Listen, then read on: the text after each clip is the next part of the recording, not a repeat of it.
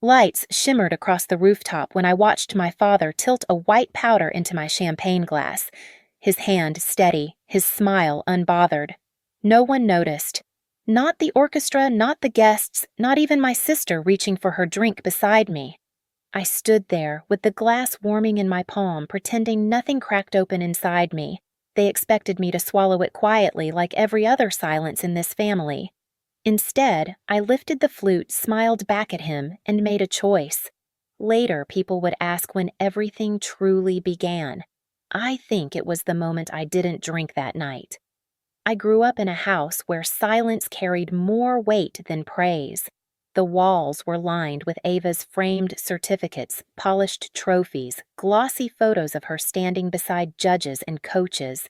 My pictures were there too, but always lower, always smaller, always slightly crooked, as if the house itself understood hierarchy.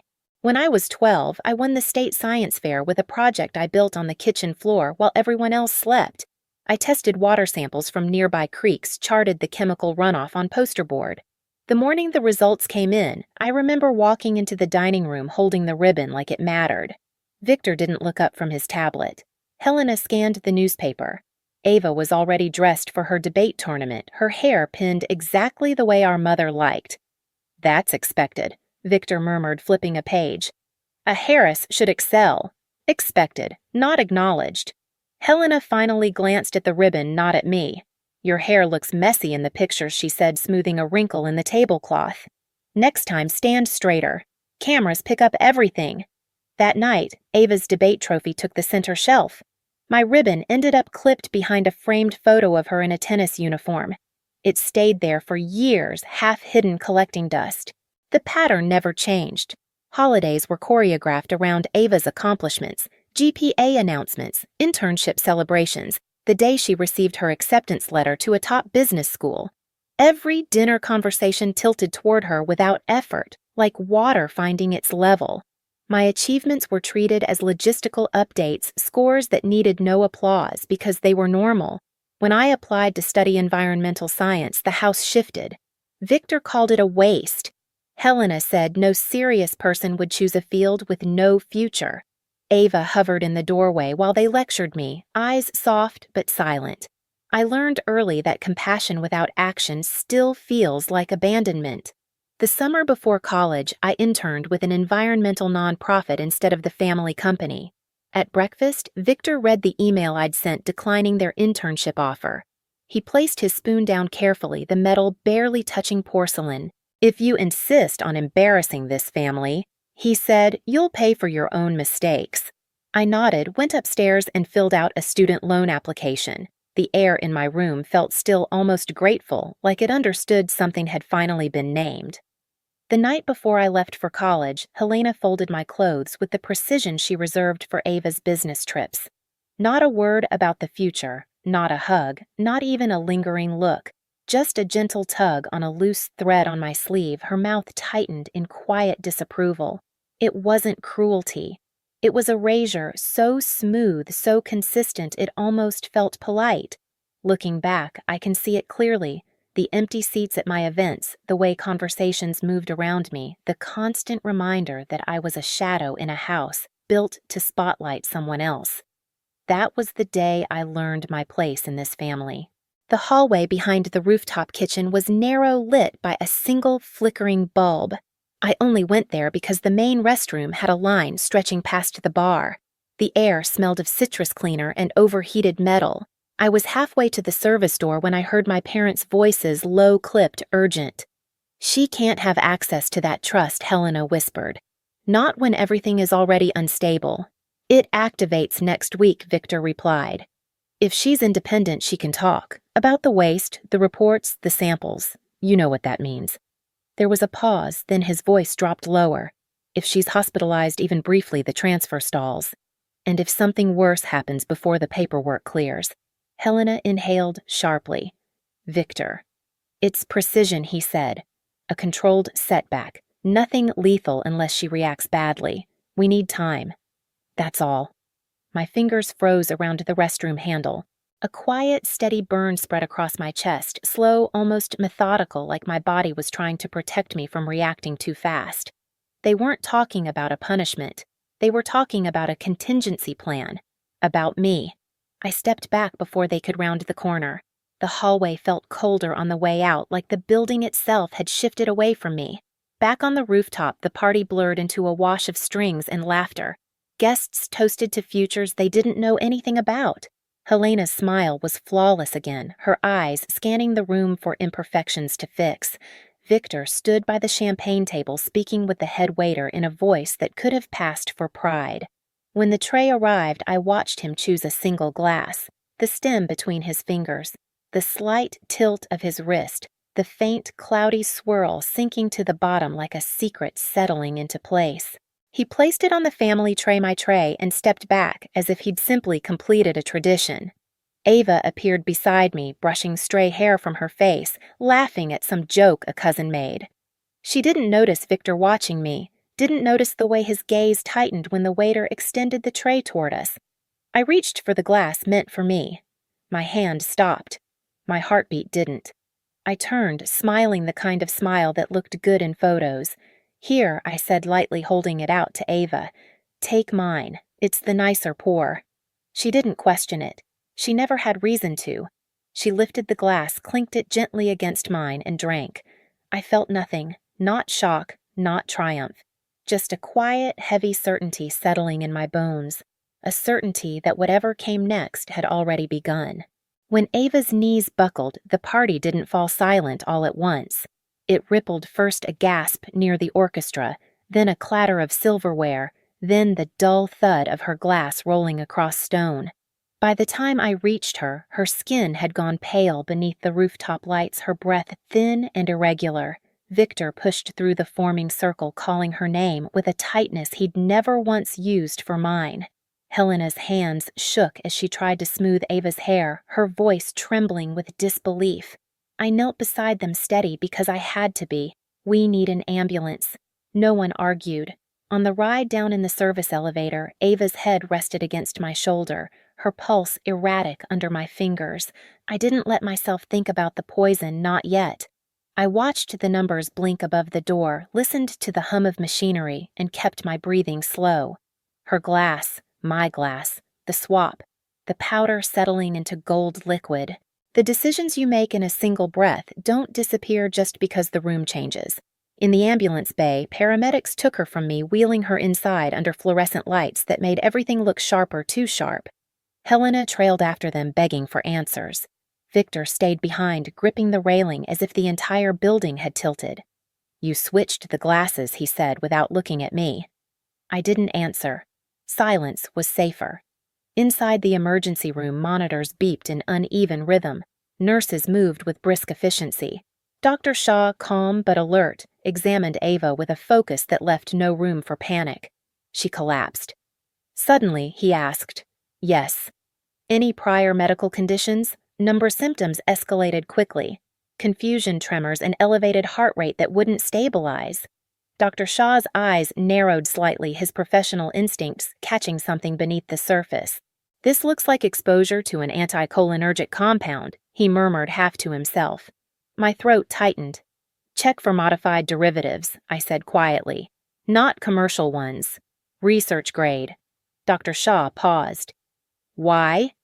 "Because the man standing a few feet away, fists clenched, had access to compounds no one outside the family labs should ever handle. Because I watched him tip a white powder into a glass with the ease of someone who had rehearsed it. But I didn't say that aloud. Just, check, I said instead. He nodded, already issuing orders. Detective Hall arrived 20 minutes later, notebook in hand.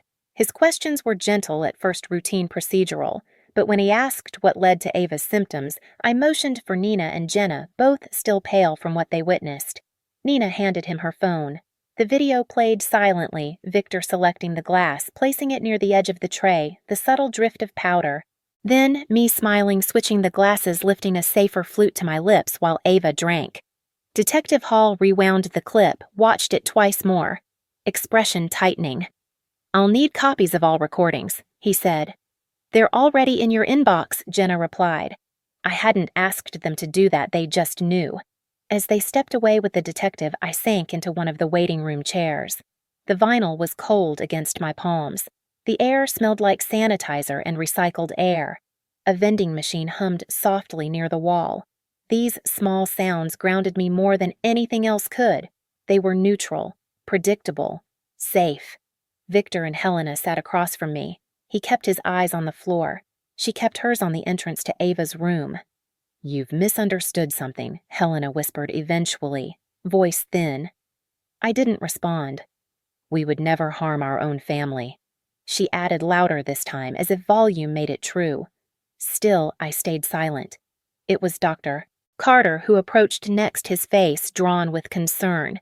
He'd been at the party earlier, congratulating me with a softness I wasn't used to receiving. Now he looked at me as if piecing together something he wished he hadn't guessed. "I heard what happened," he said. "If there's anything you know, anything that could help." "There is," I replied. "But I've already given it to people who can do something with it." He nodded slowly, understanding more than I said. Hours bled together. Tests were run. Samples processed. More detectives came. Agent Brooks from the Federal Environmental Division arrived with a quiet gravity that shifted the air around him. He reviewed the video. He asked about internal documents' access history. I answered what I could without embellishment, without emotion. Facts were enough. By the time dawn crept through the far windows, Ava was stabilized, groggy, confused, alive. I stood by her bedside, watching her eyelids flutter open. "It wasn't supposed to be you," I said softly. Her brows knit weakly.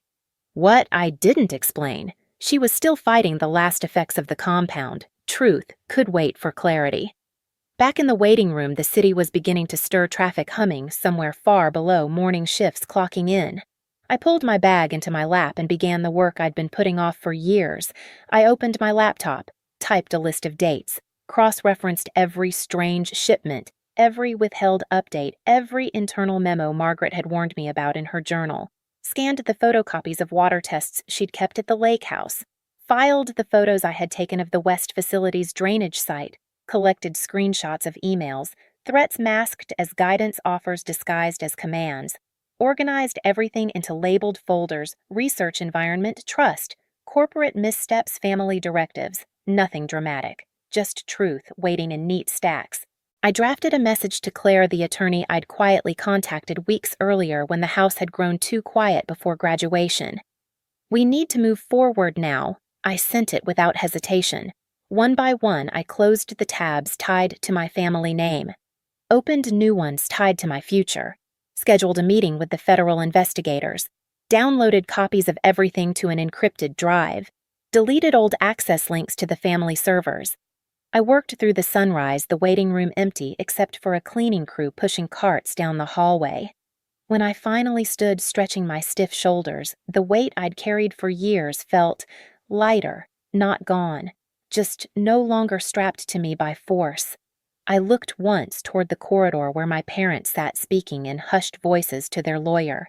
Their silhouettes were small from this distance, contained, manageable. For the first time, they weren't the center of the frame. I stepped outside the early morning air, cool on my face, and whispered into the quiet, "This time I won't fix what they've broken." By midday, the hospital had shifted from quiet urgency to controlled investigation. Uniformed officers guarded the hallway outside Ava's room. A pair of detectives spoke in low tones near the nurse's station, and beside them, Agent Brooks reviewed the printed toxicology results with a focus sharp enough to cut through steel. Dr. Shaw approached me first. His expression was steady, but I could see the tension in the way he held the chart thumb pressed against the corner. "The results are back," he said. "Your sister was exposed to a modified anticholinergic compound, research grade, not available commercially." The room didn't spin. It didn't even tilt. It simply narrowed until all I could hear was the soft hum of the overhead lights. "We've seen preliminary data on similar compounds," Agent Brooks said, stepping beside him, "from labs tied to your family's company." Victor and Helena, seated a few feet away, stiffened. Detective Hall tapped his pen against the tablet. "We'll need statements. All of you." They took Victor first. I watched him square his shoulders, slipping into the authority he'd worn his entire life. "This is absurd," he began. Ava must have had a reaction to the food or alcohol. Our family has no history of Detective Hall turned the tablet around. The video of the toast played silently, Victor selecting the glass, the powder settling, the stem in his hand, my smile as I switched the flutes, Ava drinking. It was the cleanest piece of evidence I had ever seen, quiet, irrefutable, methodical. Victor's face drained of color, his mouth opened, closed, opened again. A man accustomed to controlling narratives now stood in front of one he couldn't bend. She drank what was meant for me, I said. No accusation, no emotion, just a fact placed gently onto the table. Helena rose from her chair as if pulled upward by wires. "You don't understand," she whispered. "We were protecting the family. Everything was falling apart. The investigation, the reports. If those documents went public so you tried to slow me down," I asked. Her silence was confirmation enough. Agent Brooks spoke next, flipping through a stack of lab access logs. "Mr. Harris signed out the compound 3 days before the graduation party. And we've located a storage unit tied to falsified signatures. Documents, research samples, disposal records, all indicating attempts to shift liability." Victor shot Helena a look sharp enough to break glass. "You should have kept your mouth shut." She flinched. Detective Hall closed his notebook. "Both of you will be taken into custody, pending formal charges." 2 officers stepped forward. Metal clasps clicked shut. Ava, still weak, watched from her room doorway, leaning on the frame, eyes swollen but clear. When our parents were led past her, she didn't move, didn't speak. She just stared at the people who raised us as if seeing strangers for the first time. Victor turned toward me. "You did this." "No," I said quietly. "You did." Helena reached for Ava with trembling fingers. "Sweetheart, please." Ava stepped back. She didn't need to say anything. The distance was its own verdict. As the officers guided them away, the hallway felt suddenly wider, the air less constricted. No victory, no triumph. Just space, clean, empty space where their shadows used to be. Agent Brooks handed me a card. "We'll need your cooperation moving forward. You'll have it." He nodded once. "Justice begins with clarity. You've given us that." When they were gone, I sank into one of the chairs outside Ava's room. The morning sun filtered through the blinds, leaving thin bars of light across the floor, like the world had quietly shifted into a different shape while we weren't looking. Ava sat beside me a moment later, her hand finding mine with a steadiness she didn't yet have in her legs. "Is it over?" she whispered. "No," I said. "But it's beginning." The lake house was quieter than I remembered. Quieter than anywhere had a right to be. Mornings came in pale layers, mist first, then the thin blue of early light, then the slow reveal of the shoreline, as if the world preferred to wake in increments. I'd wrap my hands around a warm mug, sit on the wooden steps, and let the cold air settle against my skin. After months of sirens, courtrooms, and fluorescent hospital lights, the silence felt almost impossible. Ava moved carefully around the house those first weeks, still recovering, still building back the strength that the compound had stolen. Sometimes I'd hear her pacing softly upstairs, the creak of old floorboards aligning with her breaths. Sometimes she'd join me outside, wrapped in one of my sweaters, staring at the water without speaking. She had traded her crisp business blouses for simple cotton shirts.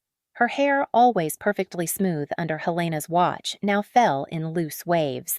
She looked like someone stepping out of a costume she didn't know she'd been wearing. Meanwhile, my days took on a new rhythm. I worked remotely with a small environmental restoration group, drafting impact assessments, analyzing chemical footprints, developing plans for cleanup sites, much like the facility my family once operated.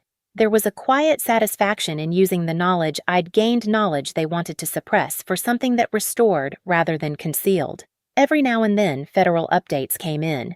Notices about seized accounts, progress reports about soil remediation, transcripts from former employees who finally felt safe enough to speak. I read each one slowly without celebration, as if digesting a language I'd spent my whole life hearing through closed doors. Closure wasn't loud, it was administrative.